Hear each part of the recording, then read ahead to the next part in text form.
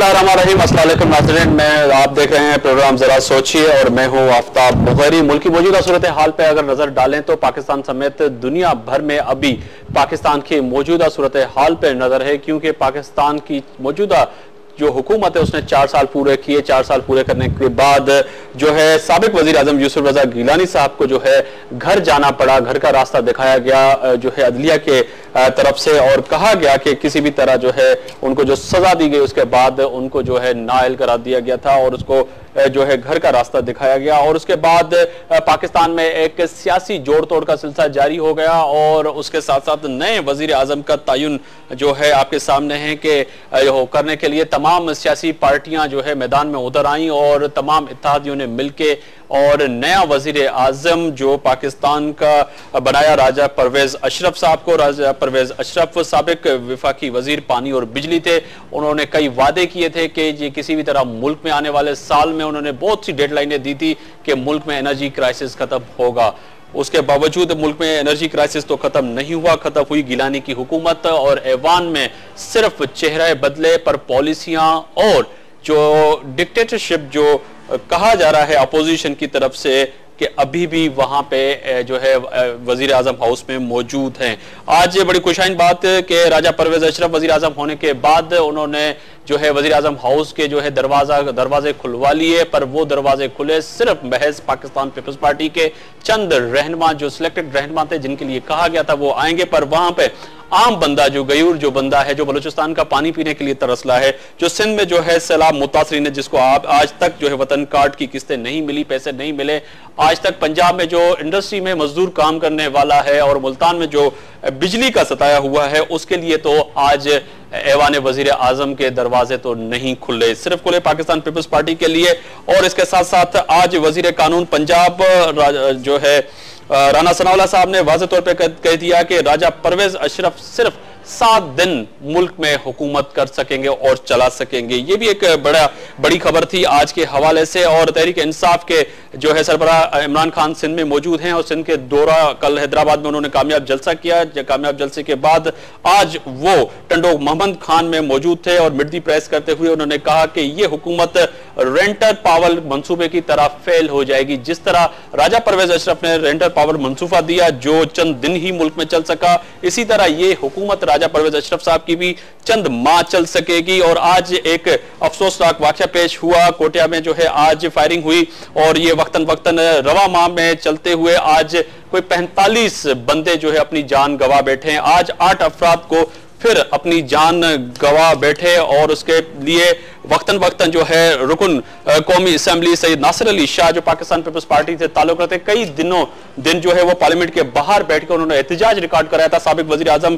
यूसुफ रजा गिलानी के सामने। आज हम कोशिश करेंगे उनसे भी बात करें, पर बात वही है कि क्या ये 8 महीने की जो बची हुई हुकूमत है राजा परवेज अशरफ की, और क्या वो मुल्क में चेंजिंग ला सकेंगी नहीं ला सकेंगी। वो कल दौरे पे आ रहे हैं, सिंध की जानिब बढ़ रहे हैं और सबसे पहले अपने बड़े इत्तेहादी MQM और मरकज 90 जाएंगे और वहां पर जाके मुत्तहिदा कौमी मूवमेंट से यकीनन उनके थैंक्सफुल करेंगे कि जी उन्होंने फिर उनको वजीर आजम इलेक्ट किया। आज इन्हीं इश्यूज पे बात होगी। मेरे मोजिस मेहमान उनका मैं तारुफ कराता चलूं। मेरे पहले मेहमान है बैरिस्टर राजा अंसारी, रहनुमा पाकिस्तान मुस्लिम लीग नून। आपका बहुत शुक्रिया राजा अंसारी साहब कि आप स्टूडियो में तशरीफ लाए।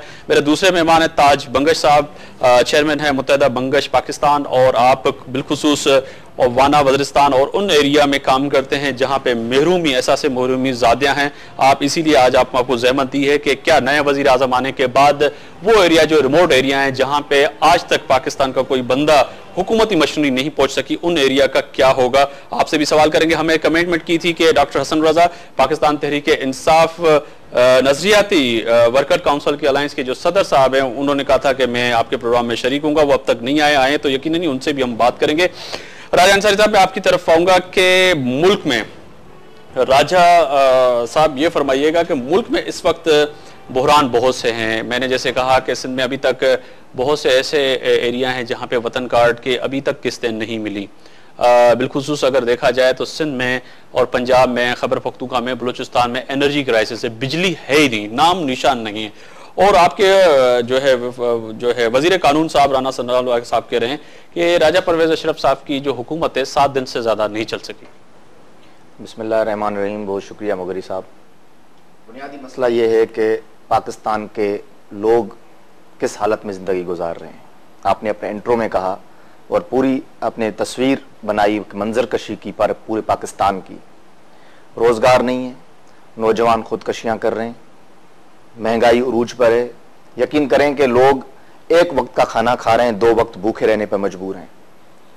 बदअमनी उरूज पर है। अंदरूनी सिंध में सूरज ढलने के बाद जब अंधेरा होता है तो लोग सड़कों पर ट्रैवल नहीं कर सकते हैं। बसों की बसें लूटी जा रही हैं। मजदूर का हाल आपने बताया। सैलाब ज़दगान 1 साल हो गया, आज तक खुले आसमान तले हैं। जुलाई में फिर तेज़ बारिशें होने वाली हैं। दरियाए सिंध के पुश्ते कमज़ोर हो चुके हैं और वो हुक्मरानों की नाकिस पॉलिसी की वजह से उन दरियाए सिंध और दरिया सिंध के जो कैनाल हैं, उनके जो पुश्ते, उनके मजबूत करने के लिए करोड़ों रुपए के फंड्स खुर्द-बुर्द कर दिए गए। अब इन चीज़ों का एक ही हल है और वो हल ये है कि इलेक्शन होने चाहिए।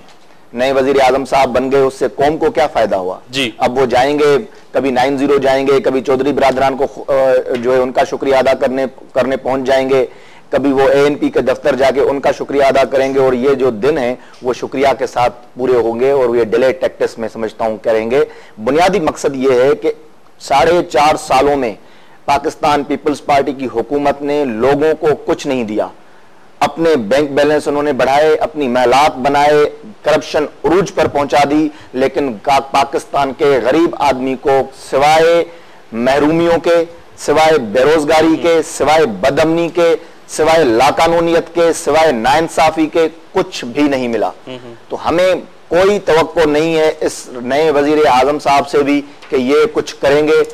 बिल्कुल आपने ठीक फरमाया है कि ये अपना राना सनाउल्लाह साहब ने कि 7 दिन, मैं तो कहता हूं 7 घंटे नहीं चलने चाहिए, क्योंकि कौम अब इस 7 घंटे कैसे नहीं चलने चाहिए? पाकिस्तान मुस्लिम लीग नून इस पे क्यों तय है कि 7 घंटे नहीं चलने चाहिए? क्योंकि पाकिस्तान पीपल्स पार्टी के हम कोशिश करेंगे कि हम पाकिस्तान पीपल्स पार्टी के रहनुमाओं से भी बात करें, पर 7 घंटे क्यों नहीं चल सके? इन हालात में ये हालात में आप बताएं, एज ए पाकिस्तानी बताएं, इन हालात में जब हालात ये रुख अख्तियार कर जाएं कि लोग एक वक्त का खाना खाएं, 2 वक्त भूखे रहें, बाकी तमाम मसाइल को छोड़ दें, जहां भूख और अफलास हर घर में घर कर जाए, जो इत्तेहाद है, पाकिस्तान मुस्लिम लीग काफ है, पाकिस्तान की अवामी नेशनल पार्टी है, मुत्तहिदा कौमी मूवमेंट है, जो उनके बड़े इत्तेहादी हैं, क्या उनको ये भूख, इफलास, एनर्जी क्राइसिस, लाइन ऑर्डर की सिचुएशन जो सारी पाकिस्तान की, उनको क्या नजर नहीं आ रही? सिर्फ PMLN को, वो भी आखिरी साल में नजर आ रही है आप लोगों को, जब तारीख शुरू होंगे, हम तारीख में सुरखरू होंगे और ये तमाम जमातें जो आज इस हुकूमत के साथ इत्तेहादी तारीख आपसे ये नहीं पूछेगी राजा अंसारी साहब कि आप 4 साल आखिर आपने खामोश और मुंह पे ताले क्यों लगा के बैठे हुए थे? हम कभी खामोश नहीं रहे। ये एक मनफी प्रोपेगेंडा है। हम पहले दिन से, हमारी सियासत का मरकज और महवर पाकिस्तान रहा है। हम पहले दिन से पाकिस्तान की खुशहाली, इन गरीब लोगों के जो है उनकी जिंदगियों को तब्दील करने के लिए, इनकी जिंदगियों में मुस्बत इनकलाब लाने के लिए पहले दिन से हमने जदोजहद की। और वो पहले दिन क्या था?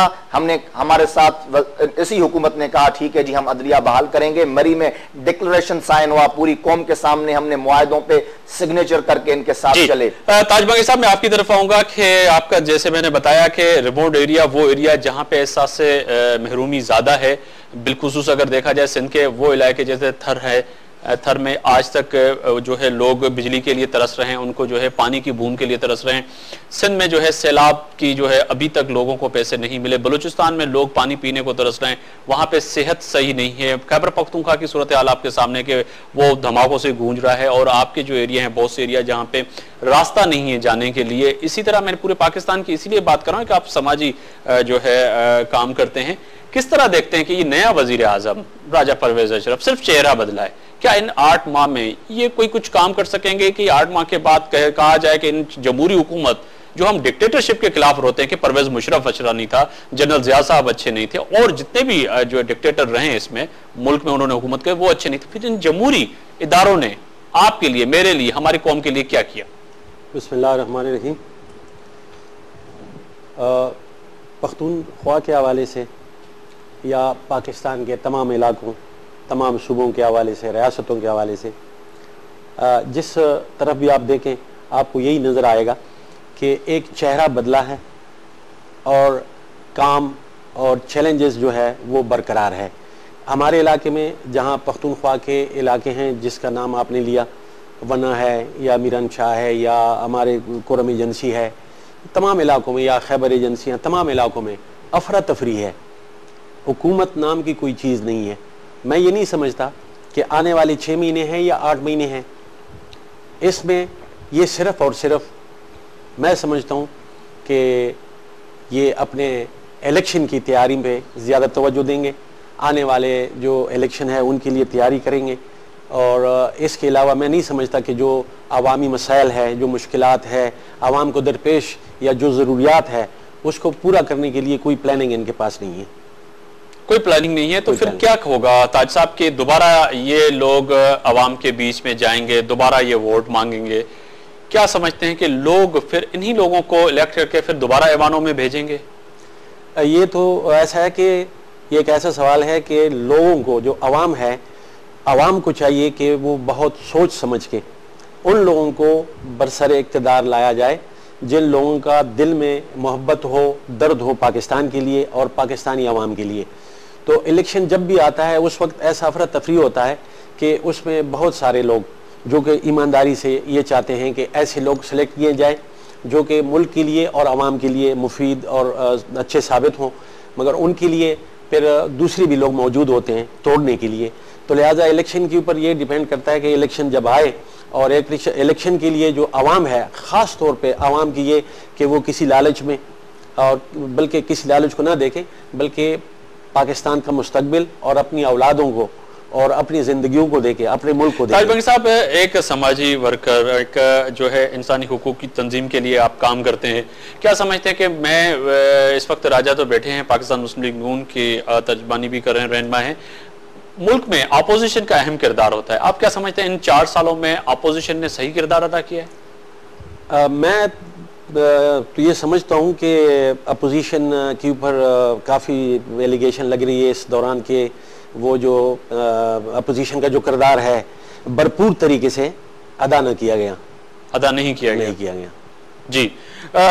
वही बात है कि किसी भी राजा किसी भी पाकिस्तानी से पूछते हैं तो वो यही कहता है कि अगर पाकिस्तान मुस्लिम लीग नून एक मुल्क की बड़ी जमात और तजुर्बे वाली जमात, आप वज़ीर आज़म भी रहे, आप वज़ीर आला भी रहे, आपने मुल्क पे हुकूमत भी की, मुल्क पे आपने बहुत से अच्छे इक़दामात भी किए, पर अपोजिशन वो नज़र नहीं आई जो लोगों की तवक्को थी, जो अब नज़र आ रही है ऐवानों में। चाहे पंजाब असम्बली हो, आपने देखा पिछले दिनों के पंजाब असम्बली में जो है मोअज़्ज़ज़ मेंबरान ने एक दूसरे को चप्पलें दिखाने शुरू कर दी और स्पीकर ने जो इजलास जो है फौरी तौर पे ख़त्म कर दिया। देखें मुगरी साहब, बुनियादी तौर पर इस चीज़ को समझने की ज़रूरत है कि जब हम ये हुकूमत बनी है तो उसमें वो हालात क्या थे। एक डिक्टेटर से जान छुड़ाई थी, जमहूरियत बहाल हुई थी, और जमहूरियत की बहाली की तहरीक में हम साथ थे। पाकिस्तान पीपल्स पार्टी भी उसका हिस्सा थी, मुस्लिम लीग नवाज भी उसका हिस्सा थी, और दीगर पाकिस्तान की 18 जमातें भी उसका हिस्सा थी। उसको कहते थे ARD, alliance for the restoration of democracy. Democracy को हमने रिस्टोर किया, और मुल्क के हालात इस चीज़ पे नहीं थे। अगर पहले दिन से हम सड़कों पे निकलते और आर्मी टेक ओवर कर देती, या इस तरह के जो पाकिस्तान के खुफिया इदारे हैं वो मुदाखलत करते, तो फिर तारीख के सबसे बड़े मुजरिम हम बनते कि जी हमने सब्र से काम नहीं लिया, हमने बड़े फूंक फूंक के कदम रखे हैं। लेकिन इसका हरगिज मतलब नहीं है कि हमने अपोजिशन का किरदार अदा नहीं किया। ये अपोजिशन ही थी जिसके कायदे हिज़्ब इख्तिलाफ चौधरी निसार अली खान ने पब्लिक अकाउंट्स कमेटी के चेयरमैन की हैसियत में अरबहा रुपए वापस करवाए, कौमी खजाने में रखे। ये अपोजिशन का किरदार था, जिसकी अपोजिशन की वजह से हमने करप्शन की ना सिर्फ निशानदेही की, बल्कि इन हुक्मरानों को पूरी पब्लिक, पूरे पाकिस्तान के 18 करोड़ लोगों के सामने हमने वाज़े कर दिया, जाहिर कर दिया कि इनकी असलियत क्या है। आज अगर लोग गलियों में, कूचों में, बाजारों में आज अगर कह रहे हैं कि यह हुकूमत करप्ट है, तो उसका क्रेडिट 100% सिर्फ और सिर्फ इसी मजबूत अपोजिशन को जाता है कि हमने इनके गलत कार्यों को जो है वो लोगों को बताया है, वरना कोई बताने वाला नहीं था। मसला सिर्फ ये है कि हमारे ऊपर जो इल्जाम लग रहा है, पर बड़े हमने ताने बर्दाश्त किए फ्रेंडली अपोजिशन